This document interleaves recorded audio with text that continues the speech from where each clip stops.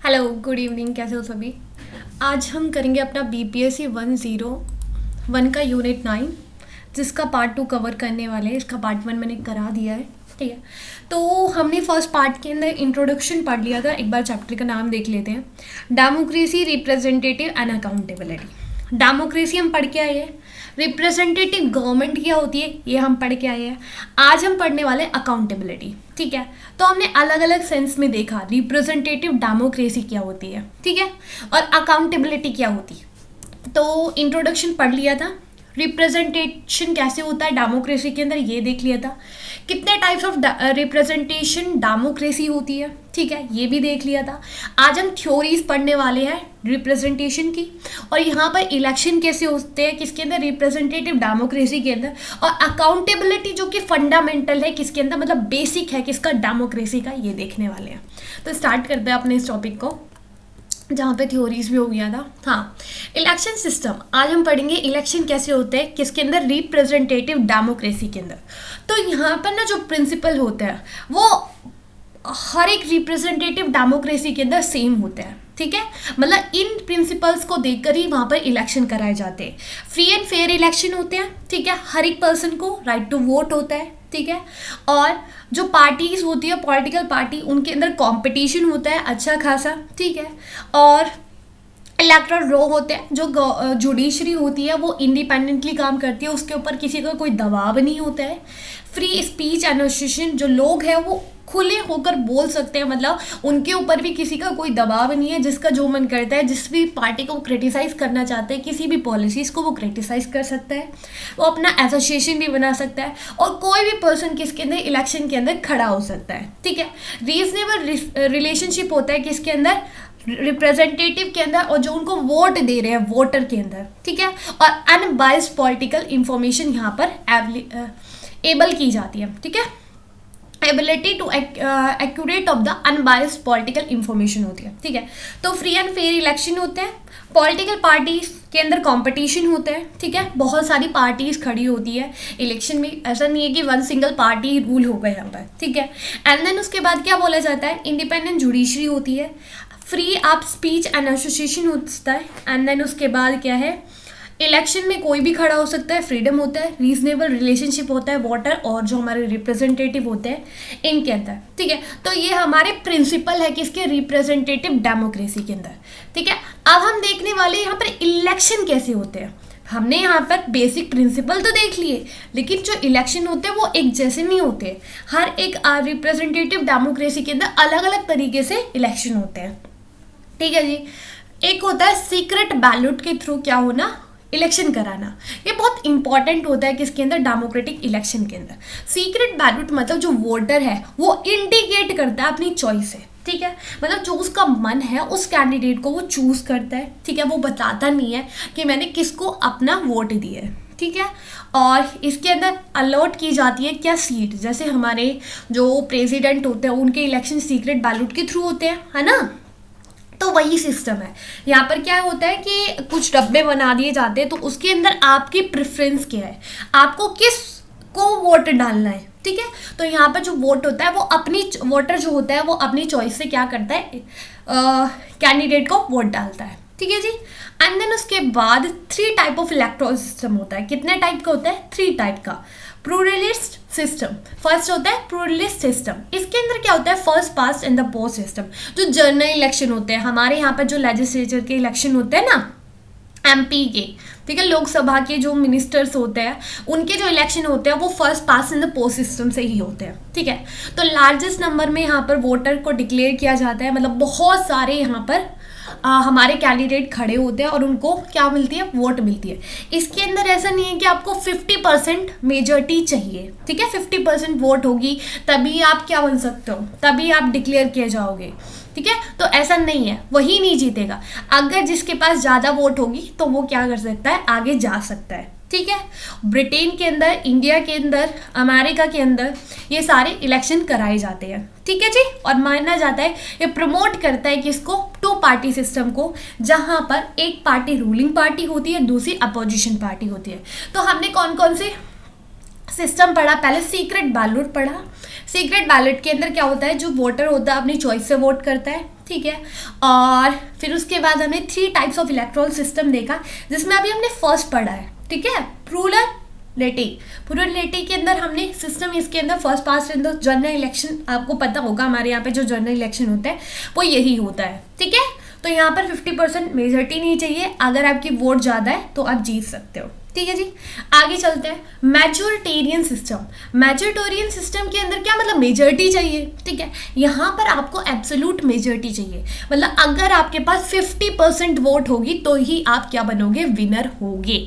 इसके अंदर 2 मेथड होते हैं, ठीक है, 2 मेथड अडॉप्ट किए जाते हैं विनर को डिसाइड करने में कौन विनर होगा। पहला होता है अल्टरनेटिव वोट, ठीक है। पहले क्या होता है इस सिस्टम में, जो अल्टरनेटिव वोट होता है इसके अंदर जो कैंडिडेट होता है, जो मतलब लोग होते हैं, जो वो क्या करते हैं, वो अपनी प्रेफरेंस पे वोट करते हैं, ठीक है, कि पहले मेरे को जेठालाल की वोट देना है, ठीक है, फर्स्ट नंबर पे मेरे को जेठालाल चाहिए। सेकंड नंबर पर अगर जेठालाल को वोट ज़्यादा मेजॉरिटी में वोट नहीं मिलते तो फिर दया चलेगी, ठीक है। दया के बाद पोपटलाल चलेगा, ठीक है। तो पहले भी मैंने समझाया हुआ है आपको ये सिस्टम, ठीक है, पहले भी समझा रखा है, और वो मैंने किसके अंदर समझाया था, BPSC 102 के अंदर, ठीक है। प्रेसिडेंट के जो इलेक्शन थे, अगर आप वहाँ पे ही देख के आ सकते हो, समझ में आ जाएगा, ठीक है। तो अल्टरनेटिव वोट सिस्टम क्या होता है, इसके अंदर जो इंसान होता है, जो सिटीजन होता है, वो क्या करता है, अपने प्रेफरेंस पे डालता है कि फर्स्ट पर्सन को वोट कर रहा हूँ, पहले नंबर पे मुझे ये चाहिए, अगर मुझे ये नहीं मिलता है तो फिर ये चलेगा, ये भी नहीं मिलता है तो ये चलेगा, ठीक है। तो ऐसे अपने प्रेफरेंस पे डालता है वो। अगर क्या होता है, अगर कोई पर्सन मेजॉरिटी में नहीं आता है, मतलब कि जैसे 5 वोट हमारे जेठालाल को भी मिल गई, 5 वोट दया को भी मिल गई, और 4 वोट हमारे पोपटलाल को मिल गई, ठीक है। अब मुझे बताओ मेजॉरिटी में कौन आया, कोई भी नहीं, है ना। जेठा और दया, इन दोनों को सेम वोट मिली है ना, मेजॉरिटी के अंदर कोई भी नहीं आ रहा, 50+ वोट तो किसी को भी नहीं मिली। तो इसके अंदर क्या करा जाता है, फिर सेकंड बैलेट सिस्टम अडॉप्ट किया जाता है, ठीक है। सेकंड बैलेट के अंदर क्या होता है कि अगर कोई पर्सन क्या नहीं आ रहा है, एब्सोल्यूट मेजॉरिटी के अंदर नहीं आ रहा है, तो फिर सेकंड बैलेट सिस्टम, मतलब वहाँ पर हम सेकंड प्रेफरेंस को मानते हैं, ठीक है। जो सेकंड प्रेफरेंस होती है लोगों की, उसको विनर कर दिया जाता है, ठीक है। फिर दया भाभी क्या बन जाएगी, दया भाभी विनर बन जाएगी, ठीक है जी। आगे समझ में। तो हमने 3 सिस्टम देखा, 3 सिस्टम देख लिया, नहीं 2 सिस्टम देखा अभी तक, plurality and then majoritarian, and then उसके बाद अब हम प्रोपोर्शनल रिप्रेजेंटेटिव देखेंगे। जो प्रोपोर्शनल रिप्रेजेंटेटिव होते हैं, इसके अंदर बहुत सारे, ठीक है, बहुत सारे लोग आते हैं, ये बहुत बड़ा सिस्टम होता है, ठीक है। इसके अंदर काफ़ी मेथड का यूज़ किया जाता है, ऐसा नहीं है कि एक मेथड से ही आपके इसके अंदर इलेक्शन होते हैं, काफ़ी अलग अलग सिस्टम से इसके अंदर क्या करे जाते हैं, इस इलेक्शन को कराया जाता है, ठीक है। फेयर रिप्रेजेंटेटिव होते हैं, इसके अंदर जिसको कम वोट मिलेगी वो भी आगे जाएगा, और जिसको ज़्यादा वोट मिलेगी वो भी आगे जाएगा, ठीक है। पहला होता है लिस्ट सिस्टम। लिस्ट सिस्टम में क्या होता है, पार्टी अपनी लिस्ट जारी करती है कैंडिडेट की, ठीक है। वो बोलती है कि मेरी पार्टी में से ये कैंडिडेट खड़े हो रहे हैं, किसके अंदर, इलेक्शन के अंदर। तो लोग क्या करते हैं, अपनी जो वोटर होते हैं वो अपनी मर्जी से कि मेरे को इस पार्टी में से ये चाहिए, इस पार्टी में से ये चाहिए, ठीक है। जैसे कि हमारे यहाँ पर क्या होगा कि हम BJP है, आम आदमी पार्टी है, और कौन सी है, कांग्रेस पार्टी है, ठीक है। अब इन तीनों की लिस्ट जारी कर दी जाएगी कि ये इस पार्टी में से ये मिनिस्टर खड़े हो रहे हैं इलेक्शन पर। अब आपको कौन कौन से मिनिस्टर चाहिए, ठीक है। तो लोग क्या करेंगे, जो उनको मिनिस्टर चाहिए उसके ऊपर वो वोट कर देंगे, ठीक है। तो इसके अंदर जिसको कम वोट मिलेगी वो भी आगे जाएगा, और जिसको ज़्यादा वोट मिलेगी वो भी आगे जाएगा। अब दिक्कत क्या आती है, दिक्कत इसमें ये आती है कि कोई मेजॉरिटी पार्टी नहीं आती है, ठीक है। अब इतने सारे लोग आ जाते हैं, क्या पता 50 वोट BJP को मिल गई, 50 वोट कांग्रेस को भी मिल गई। अब मुझे बताओ गवर्नमेंट कौन बनाएगा, कोई भी नहीं बनाएगा, है ना।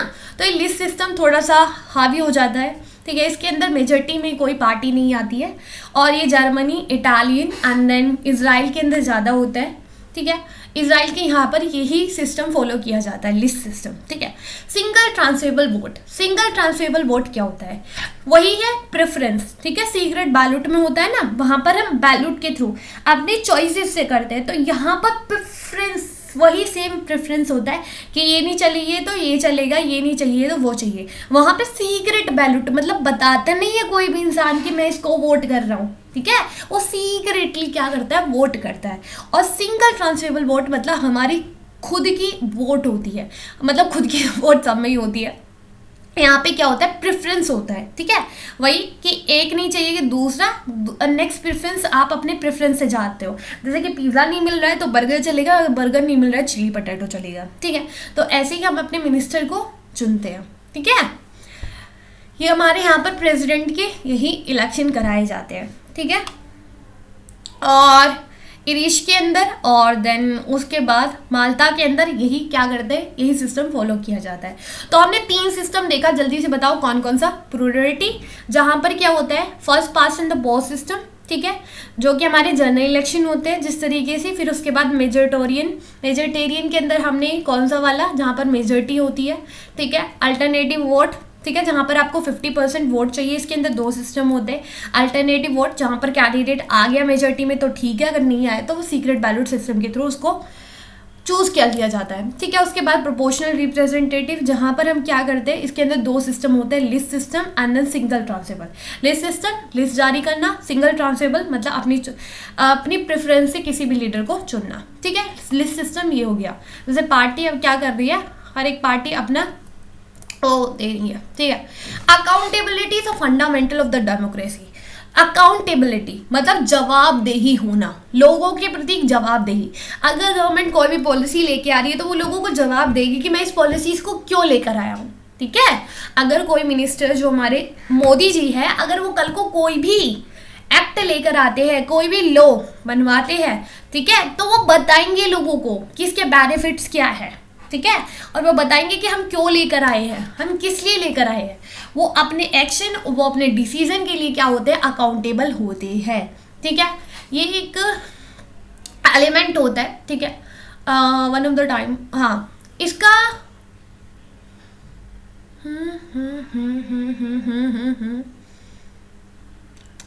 कहाँ पे ये पेज, हाँ चलो, क्या होता है, थोड़ा सा अलग होता है, किससे, लिबरल रिप्रेजेंटेटिव डेमोक्रेसी से, ठीक है। और क्या होता है मेनली इसके अंदर सेंट्रल क्वेश्चन क्या होता है, अकाउंटेबिलिटी को लेकर, how to regulate and reduce a gap. मतलब जो अकाउंटेबिलिटी होती है ना, इसके अंदर सबसे बड़ा सेंट्रल क्वेश्चन क्या होता है कि कैसे हम गैप को कम करें, ठीक है, रिप्रेजेंटेटिव का और रिप्रेजेंटेटेड का, ठीक है। इसके अंदर पहला क्वेश्चन क्या होता है, पहला क्वेश्चन अकाउंटेबिलिटी को लेकर सेंट्रल क्वेश्चन ये होता है कि कैसे हम गैप को कम कर सकते हैं, हाउ टू रेगुलेट, या रेगुलेट कर सकते हैं या फिर रिड्यूस कर सकते हैं रिप्रेजेंटेटिव का और रिप्रेजेंटेटेड का, ठीक है। मतलब जो गवर्नमेंट बन चुकी है उनका और जो हमारे मिनिस्टर्स हैं उनका कैसे हम क्या कर सकते हैं, उनका गैप रेगुलेट कर सकते हैं, ठीक है। डेमोक्रेटिक स्टेट के अंदर 2 की अकाउंटेबिलिटी होती है। पहला तो क्या होता है, इंटरेक्शन कराना, ठीक है।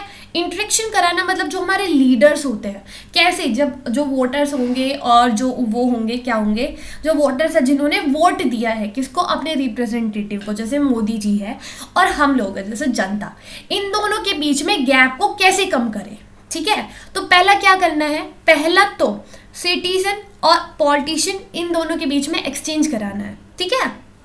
मतलब एक अच्छी खासी मीटिंग करानी है, रेगुलेट करने, आपस में मिलते जुलते रहने चाहिए, एंड देन उसके बाद मीटिंग होनी चाहिए, ठीक है। मीटिंग होनी चाहिए, इंटरेक्शन होनी चाहिए, ठीक है, किसकी, रिप्रेजेंटेटिव्स की और जनता की, सिटीजन्स की, ठीक है। जो अकाउंटेबिलिटी का कॉन्सेप्ट है ये क्या करता है, आंसरेबल, मतलब लोगों के प्रति आप जवाबदेही होते हैं, ये होता है अकाउंटेबिलिटी।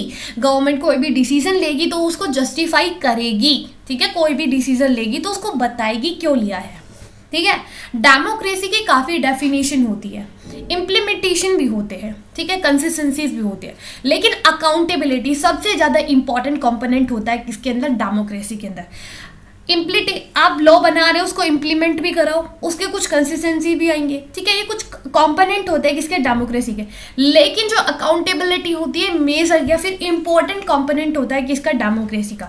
इसके अंदर क्या होता है, सिटीजन पार्टिसिपेट करते हैं, पॉलिटिकल इक्वलिटी होनी चाहिए, ठीक है, सेल्फ रियलाइजेशन होना चाहिए, और रिस्पेक्ट करे जो हमारी कॉन्स्टिट्यूशन नॉर्म्स है, जो हमारी राइट्स है, जो फंडामेंटल राइट्स है इनकी, और प्रोटेक्ट करे ह्यूमन राइट्स को, ठीक है। और रिस्पॉन्सिव रहे किसके, मतलब जो हमारे मिनिस्टर है वो रिस्पॉन्स करे लोगों को, ठीक है। अब जो डेफिनेशन है अकाउंटेबिलिटी की, अगर इसको हम एक्सप्लेन करेंगे तो अलग अलग मीनिंग निकल के आते हैं, ठीक है। इस कॉन्सेप्ट का कोई सिंगल मीनिंग नहीं है। पहला तो बोला जाता है अकाउंटेबिलिटी मतलब रिस्पॉन्सिबल होना, ठीक है, लोगों को जवाबदेही होना, रिस्पॉन्सिबल होना उनके लिए, ठीक है। रूलर क्या है, जो गवर्नमेंट है वो लोगों के प्रति क्या है, जवाबदेही है, ठीक है। सेकेंड बोला जाता है कि एथिकल बिहेवियर, इंडिपेंडेंसी होना, ठीक है, सोशल एस्टीम होना, ठीक है, सेक्सुअल रिलेशनशिप बना के रखना, इसको भी अकाउंटेबिलिटी माना जाता है कि ये सारे मैटर्स होते हैं किसके अंदर, अकाउंटेबिलिटी कहते हैं। थर्ड क्या होता है कि प्रिडिक्ट करना, जहाँ से आप जिस कंसिस्टेंसी से आए हो, जैसे कि मोदी जी वो कहाँ से आए, गुजरात से, तो वो वहाँ पर ध्यान दे, वहाँ के लोगों की राइट्स के ऊपर ध्यान दे, जो उनकी प्रॉब्लम है उसको रिजॉल्व करे, ठीक है। पॉलिटिकल अकाउंटेबिलिटी क्या होती है, इफेक्टिवली काम करना, कुछ रूल्स को सेटअप करना, तो ये पॉलिटिकल अकाउंटेबिलिटी हो गई, ठीक है। उसके बाद गवर्नमेंट अकाउंटेबिलिटी को कैसे अचीव कर सकती है, कौन कौन से वे है, फ्री एंड फेयर इलेक्शन होनी चाहिए, इंडिपेंडेंट जुडिशरी होनी चाहिए, मतलब जो जुडिशरी है उसके ऊपर किसी का कोई दबाव नहीं होना चाहिए, कंट्रोल नहीं होना चाहिए, कॉन्स्टिट्यूशन होना चाहिए, सोसाइटी के अंदर कुछ रूल्स और रेगुलेशन होने चाहिए, ठीक है। और जो सिटीजन्स है अगर वो कुछ गलत कर रहे हैं तो उसके अगेंस्ट पनिशमेंट भी दी जानी चाहिए, ठीक है, रीजनेबल, ठीक है। और एडमिनिस्ट्रेटिव अकाउंटेबिलिटी मतलब जो हमारी सिविल सर्वेंट्स होते हैं तो वो अकाउंटेबल रहे लोगों को, ठीक है। ऐसा नहीं है कि उनको वोट नहीं दिया है तो वो अपनी मनमर्जी से काम करेंगे, वो भी लोगों को जवाब देंगे कि हाँ हमने डिसीजन लिया है, हमने एक्शन लिया है, तो क्यों लिया है, और ज़्यादा से ज़्यादा वो लोगों के इंटरेस्ट में काम करे, तो इसे अकाउंटेबिलिटी अचीव कर सकते हैं कौन, गवर्नमेंट। अब देखते हैं हमने क्या क्या करा है। पहला तो हमारा जो लास्ट टॉपिक है इसमें हमने पढ़ा कि गवर्नमेंट कैसे अकाउंटेबिलिटी को अचीव कर सकती है, free and fair election, independent judiciary, and then फिर उसके बाद एडमिनिस्ट्रेटिव अकाउंटेबिलिटी, ठीक है। फिर उसके बाद हमने डेफिनेशन देखा कि अकाउंटेबिलिटी क्या होता है, रिस्पॉन्सिबल होना लोगों के लिए, और जो अकाउंटेबिलिटी एक ऐसा भी माना जाता है जिस कंसिस्टेंसी से आप चुनकर आए हो उनके लिए काम करना, ठीक है। पॉलिटिकल अकाउंटेबिलिटी मतलब आप काम जो कर रहे हो वो इफेक्टली काम कर रहे हो, ठीक है, कुछ रूल्स और रेगुलेशन आपने बनाए हैं, ठीक है, अच्छे अच्छे, उनको माना जाता है।